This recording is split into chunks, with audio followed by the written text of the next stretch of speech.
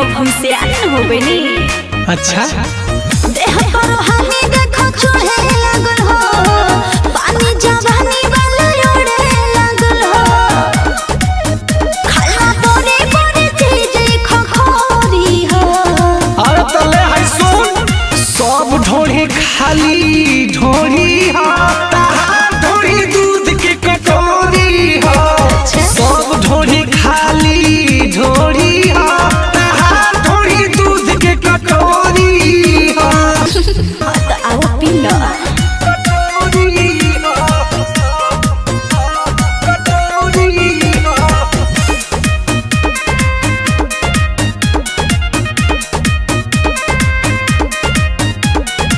तेरी सामान को देखकर मेरा सामान खड़ा हो जाता है। मिली सभात लचब बाबू, धारी तो पियो शराब बाबू।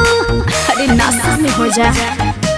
अच्छा देख जोश मद होश करबो, लगे गोरी की बेहोश करबो। अरे ना हो सब लइकन के है कमजोरी हो। बुझला।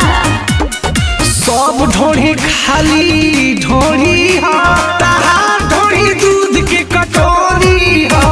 सब ढोरी खाली ढोरी हो, तहार ढोरी दूध के कटोरी हो। का विचार बा? तहार ढोरी दूध के तहार ढोरी दूध के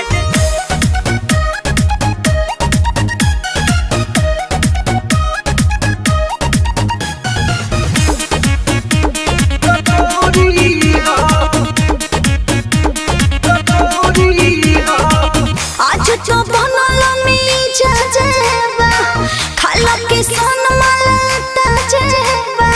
अरे ए हो अब खा लो।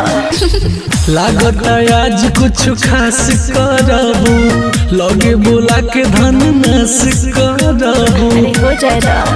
सन्नी देत बनी मौका ना छोड़ी हो।